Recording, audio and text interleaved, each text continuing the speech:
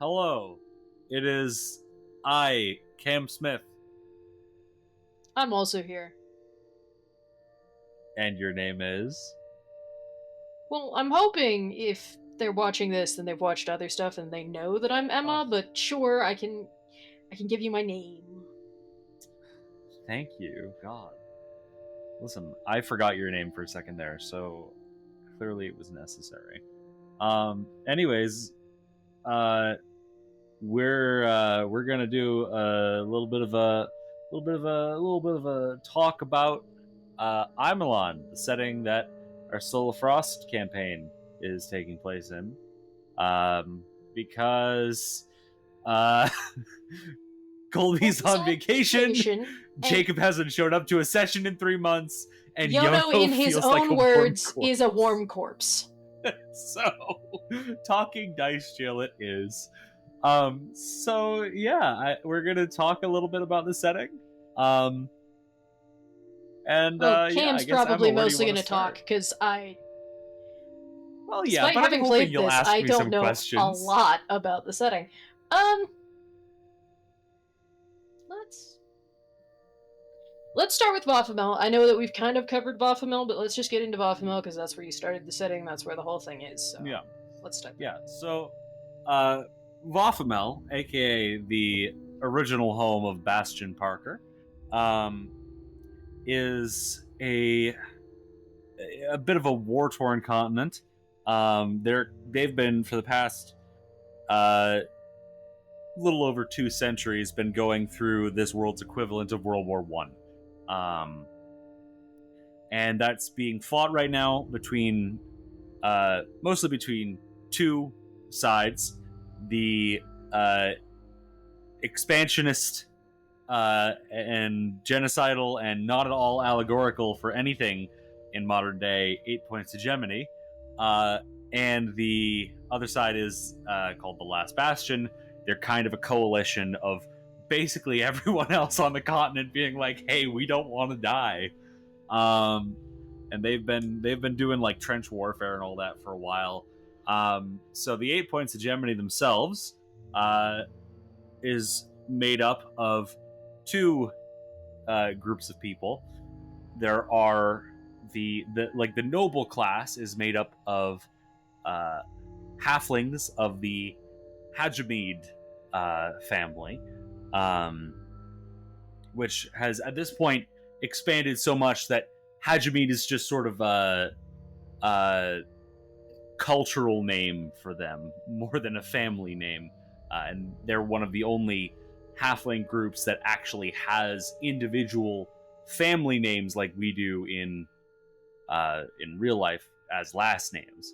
Um, and so they're at the top of the totem pole there, and then below them are the Voffets, which are basically this world's equivalent of humans. Why are they not just called humans, you may ask? That's a great question. The answer One is has a that deep hatred of humanity. well, that, but also uh, the way that I wanted to put the setting together, calling one group human kind of dehumanizes everyone else. So I felt like it would make hell of a lot more sense for human to refer to people in general. Because I think that's something that I really don't like a lot about a lot of settings is that different groups of people aren't really treated like people. Um, so I wanted to make sure that human is not a species in this setting. Um, but yeah, the Voffits are basically like a servant class of hegemony society.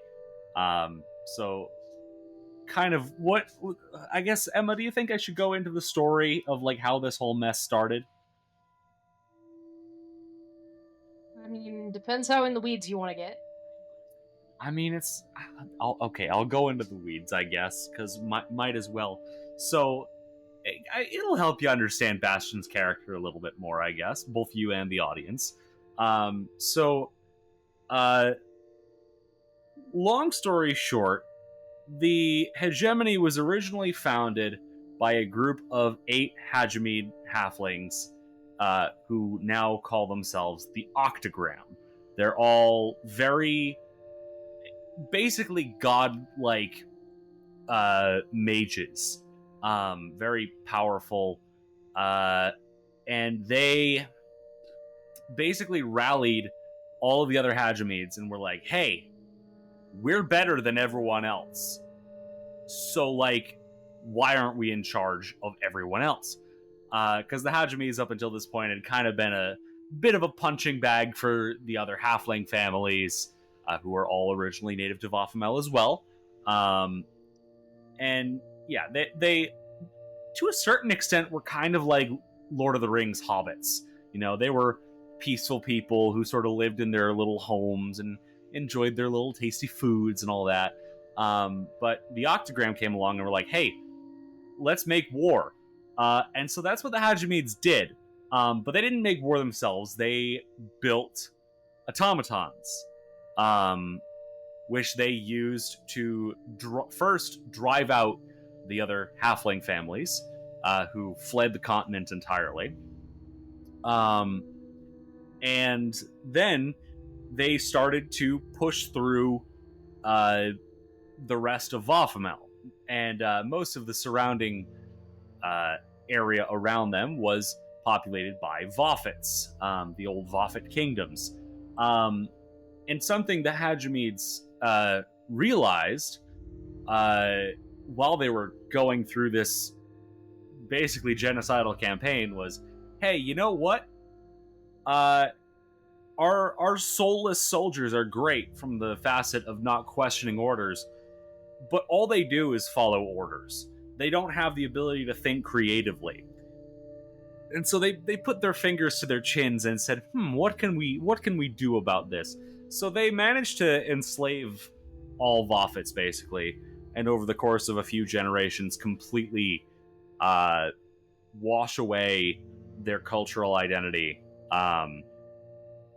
And like through mostly non-magical means, they just managed to convince the Voffits that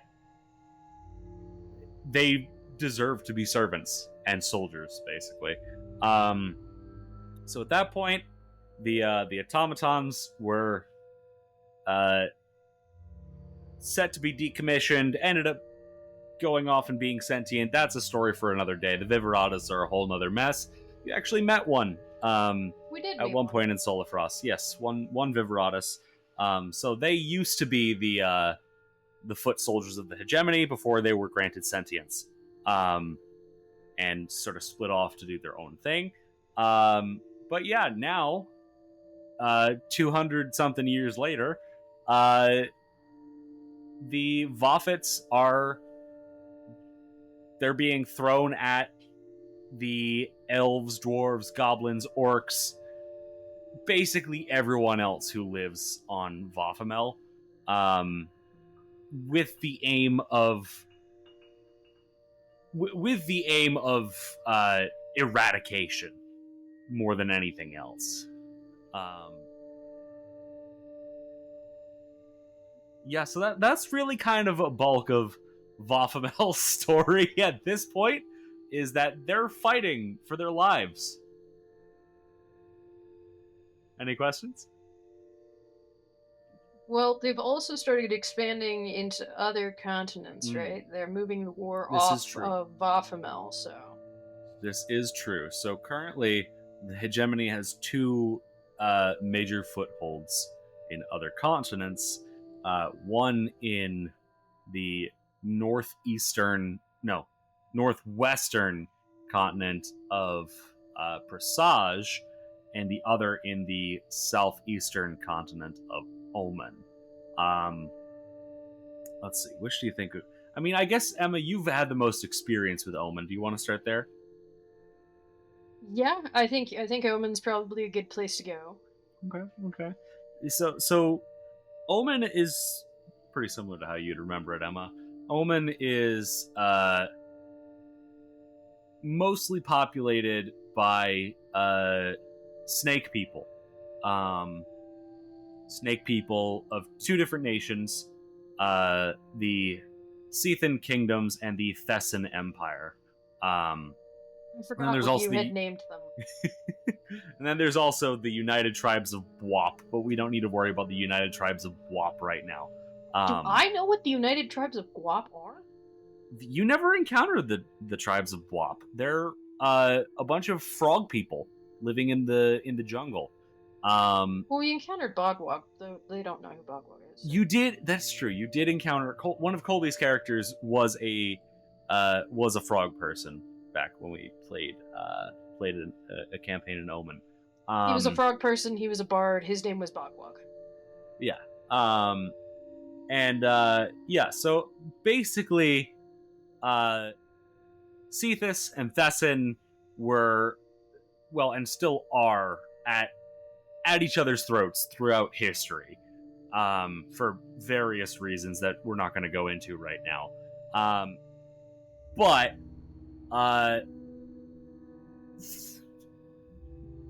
the Thessons, they have a lot of similar values to the 8 Points Hegemony. In the whole superiority complex thing, they were really big into slavery for a long time, and to a certain extent still are, but they keep that on the down low because it's against their treaties with the other nations on the continent, and, you know, it could be real bad if that gets out, but they're totally still slavers. Now they are outright working with the 8 Points Hegemony. Nobody knows entirely why. But Cameron knows why. Well, I know why, and actually, you do know why, but I doubt you remember it. It's been like 2 years, homie. I got no clue. It's been longer than 2 years. It's been like 3 years. But yeah, I don't blame you at all for not remembering. But that's a secret for another day. So yeah, the 8 Points are working right now with the Thessan Empire. And the Last Bastion actually has been working a little bit with the Sethan Kingdoms. But it's nowhere near as close a partnership. It's more sort of like a, hey, how the hell do we deal with this crap? Because 8 Points, they've got a lot of really advanced weaponry. That's not something that I think we've really touched on at all. No, I don't think that it would be immediately obvious to someone who's just listened to Soul of Frost just how fucked up 8 Points' weaponry is. Yeah, they have weapons.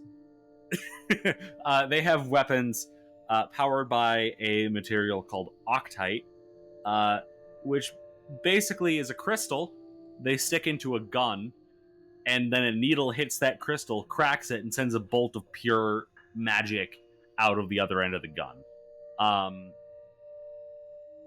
And it's basically laser guns. It's magic laser guns. And so they're sort of sharing a lot of this stuff with Thessan. So Thessan now has access to basically World War I era artillery. Or actually closer to World War II era artillery, if I'm being honest. Because you know what the slavers needed was better guns. Exactly. So now they're using that crazy advanced artillery against a culture that is still using bow and arrow. That's it's not quite a war yet, but it's boiling into one pretty quickly.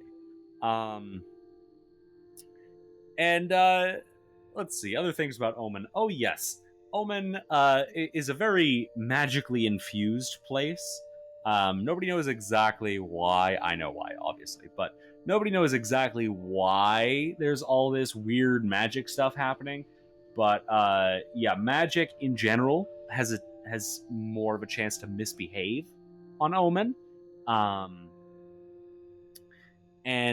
There's these. They're called the Everlasting Storms. They're basically just giant tornadoes, hurricanes, whatever you want to call them. They're like the red spot on Jupiter. Yes, that's a great comparison. They're basically the red spot on Jupiter just spinning around eternally. Unless you go inside the storm and kill the god who lives there, but... Well, yes, that is something that that has been done actually to two of the storms now. Two of the storms disappeared in the past year in game time. Are we in game time compared to where Dreamwalkers was? Little over a year. And yeah, that's a big part of Omen. But there's some other cultures in there too. One of my personal favorites that we haven't really explored at all are the Haval, the hyena people. They're kind of the equivalent of gnolls from classic In our defense, D&D. They didn't exist when we were in Omen last. This is true. They did not exist when you were in Omen last, but doesn't change that I haven't explored them yet.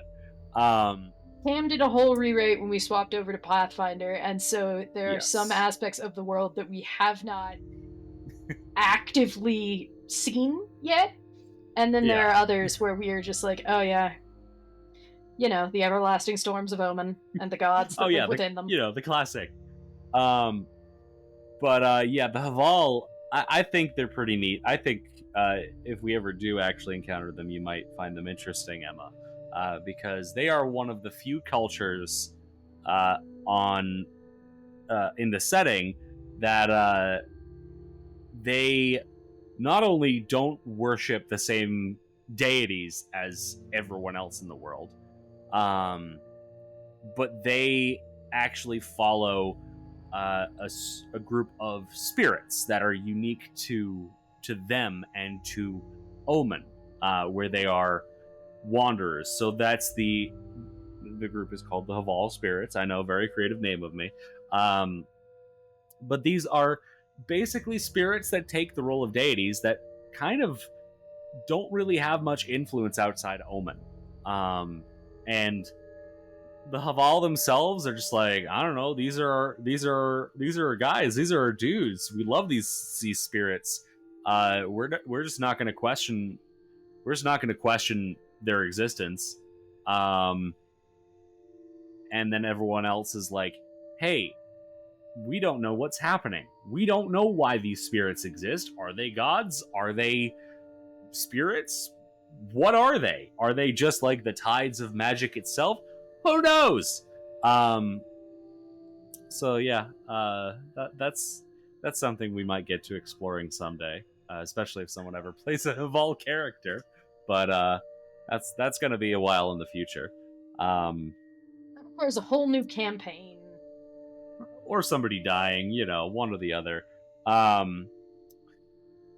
Let's see, other things for Omen. I think that's really kind of the bulk of it. I guess I can. Do you think deities are something that we should talk about here? That's probably another episode. We should do a cosmology episode, because that gets. Yeah. You have a lot of gods. Yes, there Even are. Your pared down list of gods has a lot of gods. There are a lot of deities in this setting. So let's see. I guess, where do you want to go next? I mean, should we pop on over to Velnur? Oh yeah, Velnur. That's true. Velnur is technically part of Omen, but like not really. In the same way that the UK is part of Europe. You know, they're an island. Or really, Velnur is a set of islands off of the northwestern shores of Omen, populated primarily by Velnurian elves. They are purple-skinned elves who have a culture really revolving a lot around exploration and knowledge, and in more recent centuries, that they've taken that to a more global scale with an organization called the Velnurian Exploration Corps, which is kind of like the Pathfinder Society. kind of like Pathfinder Society, kind of like the UN Peace Corps, depending on what they're needed to do. They were. I based them mostly off of Starfleet from Star Trek. I don't think I knew that was the origin of them. Oh yeah, that was totally the origin. Was we watched a lot of Star Trek in Dublin. Is that how the Vilnorian Adventure Corps was invented? That's Dublin? Totally how I came up with it. Was Dublin? Yeah.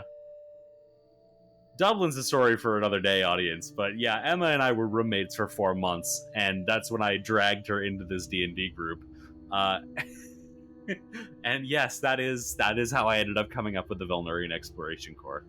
I definitely thought they existed pre that, but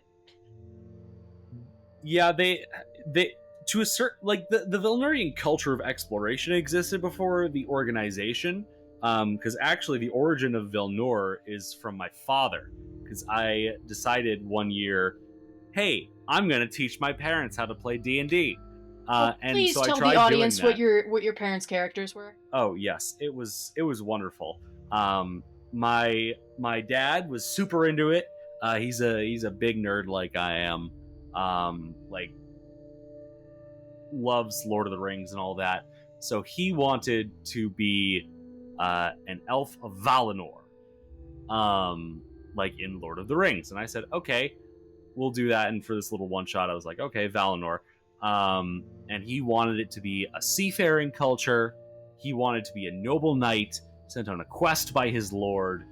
And he is Korvac, based off of his favorite character to play in Lego Marvel superheroes. And what character is that? Korvac. I have never. I don't know anything. I don't really know anything about Korvac as a character. I looked him up on Wikipedia once and got bored. Okay. But that was my dad's favorite character to play in that one Lego game for some reason. So my dad had Korvac, the noble courtier of a Valinor lord, come here to quest for his king with his special sword. And my mother, my lovely mother, was nowhere near as into this as my dad was. So bless your poor mother. She created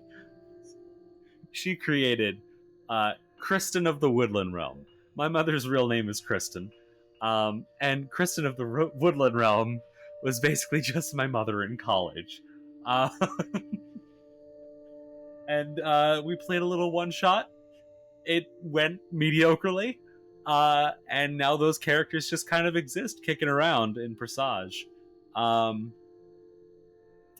So I guess that's a decent enough segue to Presage. Unless you have questions about Vilnur. No. I think Presage is my favorite of the continents. Is it now? Well, you'll get into it, but I just like the whole dying thing. Oh, yes. That is sort of the main character trait of Presage. I want to figure out what the dying thing is, and the one campaign that I was a part of where we could have figured out the dying thing, everyone died, and I was very unhappy. No. It wasn't that everyone died, it's that we stopped playing because we all got everyone as people, their investment died, and I'm bitter about it.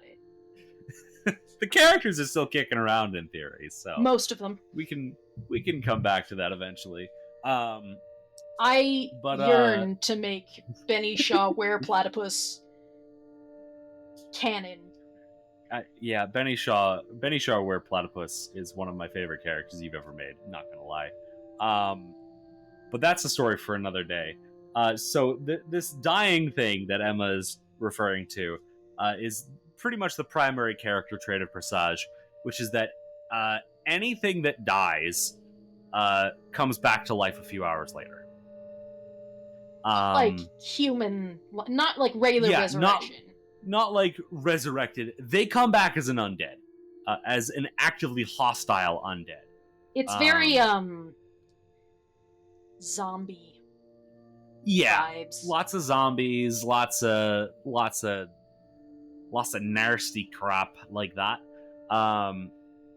And this is a curse that's been going on for like 1,000 years or so at this point. Which has led to Presage becoming an incredibly peaceful place for the most part, because people know that if you kill someone, they're just gonna come back and try to eat you. And nobody wants that, honestly. And most people believe that this curse came about from the deity of undead, Orlok. Orlok was originally an elven noble. We'll get into this more later, but it's sort of important to the culture of Presage to talk about Orlok. Basically, he ascended to godhood, and his followers continued doing their thing on Presage until the cult was wiped out. And if you're thinking, damn, Orlok sounds really familiar, that's because the name comes from Nosferatu. It totally does. The deity's name was actually originally Nosferatu, and I changed it to Orlok because I thought it would. Because I thought it was cooler and less on the nose, and B, because there's a type of vampire in Pathfinder called Nosferatu. It's not public domain, so it doesn't matter. Yeah. Yeah, so that's the whole thing with Presage, is that everything that dies comes back to life, which has led to some neat stuff, because people have figured out, like, oh, you can sanctify a corpse with holy water to prevent it from coming back. And that's also this whole thing has also led to predators in this land evolving ways to not have their prey come back to life in their gullet. So the chief creature that has been encountered, at least by MMAs, at this point, that has evolved this capability is a kind of creature called a Deltender, which I forgot Deltenders existed because it's been 3 fucking years, and so many other horrors have been invented in their stead. And yet 4 years, actually, since you encountered a Deltender. But that cannot be correct. I think it's 4 years. It's been 3.5 years. Close enough to 4. Round up. Anyways, for example, Deltenders, their saliva carries the same properties as holy water. So a lot of the times people will be running around with vials of spit on their belt so that they can kill things and drench it in spit. So that's a pretty big portion of Presage as a part of the world. Culture-wise, there's a lot of different people that live there. The big ones are the land elves, the Presagian elves, as well as the Presagian dwarves, of which there are 2 varieties, the Thwill and the Cossinter. The Thwill are descendants of the dwarves who were part of the cult of Orlok, and the Cossinter are the descendants of the dwarves who beat the crap out of the cult of Orlok. So there's a little bit of a tension there. Definitely no allegories ever. Actually, you guys encountered a Thwill dwarf in Soul of Frost. He was one of the Wend cultists, if you remember. Oh, yeah. Yeah. So I don't know how much you actually remember from that little encounter, because he did sort of talk a little bit about this whole cultural clash was part of why he went to Wend worship. Yeah. And, like, I feel bad, but also, like, chill out, dude. So yeah, that's a big thing that's going on, especially in the main city of this area. The city is Gilum Kailora. And Gilum is going through its own issues right now that may or may not be the result of the actions of one of Yono's previous characters. Right, there's the zombie thing, right? Yes, the Gilum Kailora is dealing with a miniature zombie apocalypse right now. Because somebody zombie apocalypse be miniature. well, because it's sort of contained to the city for the most part. Okay. But just basically, yeah, it's a large city. But basically, somebody went on a bit of a mass killing spree during an attempted jailbreak. And all of those unsanctified corpses rose from the dead and began creating more corpses, which then rose from the dead and created more corpses. So currently, Gillum is trying to keep all that contained, so it doesn't spread to the rest of the continent and possibly the world. And that's really kind of the bulk of what's going on in Presage right now. They're really preoccupied with dealing with their undead problem. I would also like to deal with, but maybe one day. One day, in another campaign. Don't worry, that'll just be 5 years down the line. Yeah. Honestly, knowing this group, ugh. Next to Presage, directly connected and divided by a mountain range, is the continent of Fortoken, the homeland of everyone's favorite Thub Ug Iman. Now, Fortoken is the dragon continent, basically. That's their whole thing. Is that when dragons came to Imillon, the planet, they set themselves up on this continent. Originally including Presage, actually. Originally, Presage was under draconic rule. And there's a whole story of how that ended up splitting, but that's another day. But basically what's happening right now in Fortoken is that 4 factions are going at it. Those factions are the Lightbringers, the Many Heads, the Crystalline Court, and the Children of the Betrayed. Each of those represents a different sect of dragon. So in this setting, dragons are divided up into order, balance, and chaos. So the Lightbringers are order, Many Heads is chaos, Crystalline Court is balance, and Children of the Betrayed are also chaos.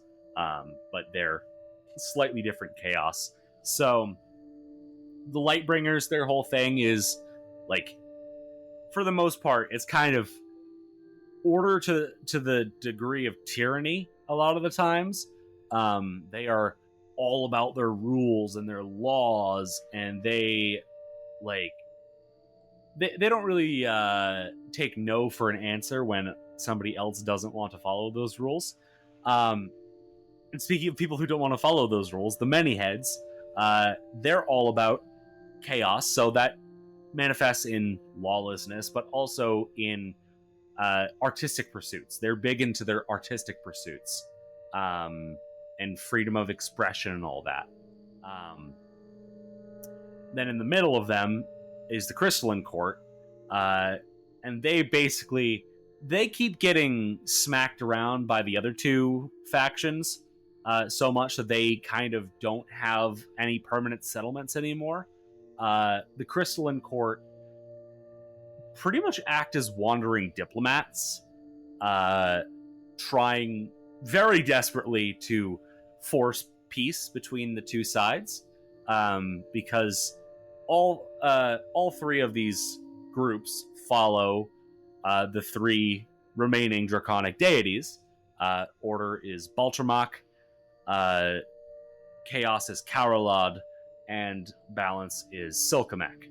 If you watched and or listened to Thub's little dream adventure, then you will have had a brief little encounter with those 3. So that's what those 3 are up to. Meanwhile, the Children of the Betrayed are pirates. That's kind of their whole thing, is they go around They just sort of go around the coast, raiding as much as they can. Sometimes their ships will spread out to other continents and open waters and all that, but a lot of the times they're kind of just messing with the other factions.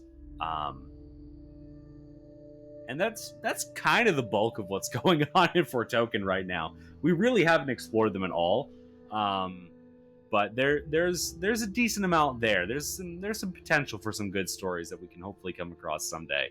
Well, and technically, in the canon, Fort Token has a communist party. This is true, thanks to Mr. Perez. Fort Token does indeed have the Fort Token Workers' Party.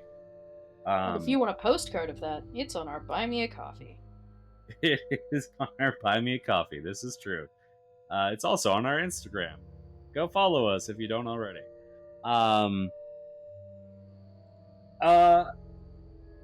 Yeah, there's not much to say about the Communist Party. They kind of just exist because Jacob thought it was funny. Someone we do go to Fort Token, maybe they get more built out, but... Yeah, but right now, they are a Communist Party. They are a meme. They exist for the sole part of saying Fort Token has a Communist Party. Just give me a few years. Jacob isn't going to want to explore it at all if he ever comes back to this damn campaign. Let's see. What do you have any questions about Fort Token? What faction does Thub's parent belong to? Well, the parent is dead, but... Yes, so Thub, as a Topaz Dracosan, is of the Crystalline Court. Or was of the Crystalline Court. So Thub's draconic parent, a dragon by the name of Oxfalane, was a diplomat, a pretty high-profile diplomat for the Crystalline Court, until her untimely death of falling off a cliff, which is very deadly to a dragon that is missing one of its wings. As most would find. Yeah. So yeah, Thub is from a diplomatic origin. You would not know it based off of the way that they interact with the world at large. Yeah, they were very much like born and bred to be sort of like bodyguard to the Drakkar, the little dragon dudes that make up the majority of the population of Fort Token. So Thub was meant to be sort of a bodyguard and a leader to them, while also being an effective diplomat. Nowadays, Thub is kind of Thub. Grief at the loss of their mother has turned them into something. Yeah, and that's what led them to Salter. So I guess we can talk a little bit about Salter, as if people needed more information. Yeah, I thought that Salter. We were just not going to cover Salter because I felt we'll talk very briefly about Salter. For anyone who might be watching this who perhaps only partakes in Return to Gauntlet. If inexplicably this is your introduction to our podcast, hi, what are you doing? But thank you. Salter basically is a massive refugee colony, made up of people from war-torn places like Fort Token and Vafamel, who shipped themselves up north to the Arctic, and now they're dealing with the environment, as well as towns run by a mob government. Colonization, don't forget the colonization. Oh, well, they are the colonists in this case. Yeah, they're also dealing with the native folk who are none too keen on having been colonized. Well, half are like, okay, I guess this is fine, and the other half are like, fuck you, die. Which is fair. They're taking very different approaches to having been colonized. That's kind of really all I can say about Salter without spoiling anything at this point. So go enjoy Soul of Frost. That's what you should do. You should go listen to Soul of Frost. It's good, I promise. We do try quite hard with it. We do. Let's see. I guess really that kind of just leaves the City of Ships now. It does leave the City of Ships, who have come up in the context of Soul of Frost. The homeland of Wyatt Hyena Barrel. No, you have to say his full name. Right. Wyatt, open quote, Pain Boy, end quote, Hyena Barrel. We don't know why that's his name. Because Yono edgy. Love you, Yono. But yes, that is where Wyatt Hyena Barrel is from. The City of Ships is a man-made, quote-unquote, continent. It's basically a continent-sized mass of anchored ships that have been formed into a gigantic megacity. And the City of Ships originally started as like there was a barge that stopped in the middle of a main trade route, and we're like, all right, we're gonna set up a little area to act as a rest stop for sailors on these long journeys over the sea. And over time, more and more ships started dropping anchor and sticking around, and eventually it expanded into a real culture of its own, run by traders and sailors and pirates, who did some pretty messed up stuff in their own right. If we ever end up talking about the Arachne, then we'll learn a little bit more about that nonsense that they pulled off. We briefly mention it when we ran into that gentleman in the library. This is true. I had forgotten about that. Yes. So go listen to that episode. We don't listen to that episode first, but when you get there. Yeah, when you get there, go through the whole thing first, and then get there eventually. Yeah. So basically, what happened was the City of Ships grew and grew and grew. And then the whole thing with the octagram and the 8 points of Gemini happened, and all the halfling families fled Vafamel, and they went to the City of Ships. And they got there, and these super well-organized, basically mobile governments were like, hey, this place is a mess. We're gonna buy it, and we're gonna put a stop to it. So that's what they did. The different halfling families came together, legally purchased the deed to the barge at the center of the City of Ships, which then gave them the right to the entire continent. Also, I should note, legally, the word legally was in pretty big air quotes there. Because all those halfling families are crime families. So really, now they've sort of divvied up the city into their different territories, and the City of Ships is now, funny enough, in significantly better shape than it was before they got there. But it still is run by various mafias, which is not so great for a lot of the people who aren't in the mafias, who end up kind of getting shuffled around, and they kind of get caught in the crossfire a lot. But it's definitely way better than how messed up it was before, when it was being run by pirates. So yeah, that's kind of the City of Ships. They're hanging out in the ocean. They're doing their thing. It's a massive trade center. And sometimes mobsters get kicked out of their families, like Wyatt Hyena Barrel, and end up fleeing to other places. Well, when you kill someone high up in the mob, you do tend to get you do tend to get a little bit of flack for killing your boss, but that's a story for Wyatt to tell another time. Let's see. I'm trying to think of other things. Do you have any questions about the City of Ships, Emma? I have no questions about the City of Ships. I'm shocked and appalled. I think the only other area that we outright have not explored at all is the underbelly. The underbelly is, it's basically the equivalent of the Forgotten Realms Underdark. It's the underground area of the world, where there's elves and dwarves that have their cultures that explicitly live down there.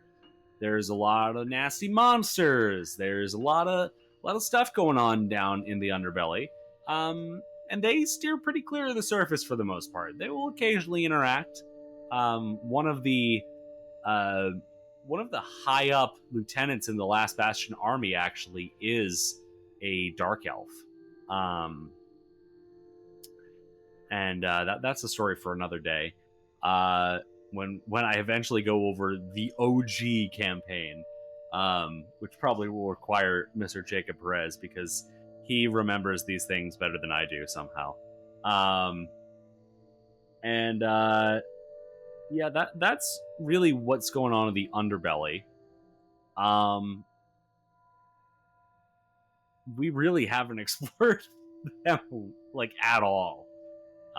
So hopefully someday we can tell some stories with the underbelly.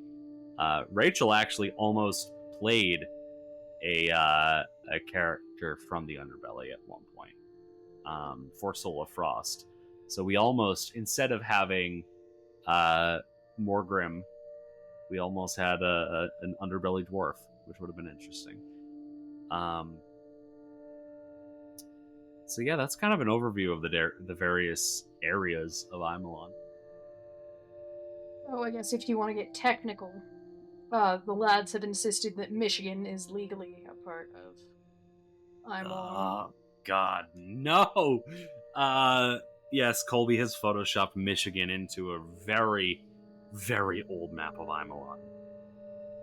I want to say it's so old that it doesn't have Salter isn't even on it. Well, because Salter was only born from Dublin, so... Yeah, Salter is a recent creation, relatively. Yeah, I guess, Emma, do you have any questions about anything else you want to know about the setting from this point of view? I'm sure there are things I want to know, though I'm quite sure they're all things that you won't tell me, so I'll hold off. Why don't you ask away? Relevant. Why don't you ask away, just for the entertainment value of it? Well, you know me. I just want to know, what's in all of the storms, and I want to know, all of the things that are going on in Presage, and I want to go under the fucking crust of the earth and see what's going on under that. I want to go all of the places, but we're not good at time management, so no, it's gonna be 20 years before I get any of the answers to the question. I'm gonna be 45 years old before I understand what's going on in Presage. Yeah, that's entirely likely. Anyways, I guess that's everything for tonight. Thanks everyone for listening. We'll hopefully have a regular episode on schedule next week of Return to Gauntlet. And if not, we can just guillotine Jacob again for your viewing pleasure. Yeah, honestly, we can totally do that. Yeah. I might just do that for the hell of it anyway, so yeah. Alright. Well, go watch Soul of Frost if you haven't already. Toodaloo. I mean, there's also the other campaign, but yeah. Well, yeah, but everyone already watches that one. Bye! That's fair. We want to give a special shout out to our first member on Buy Me a Coffee, Jane Meyer. Thank you so much for your support, Jane. It really means the world.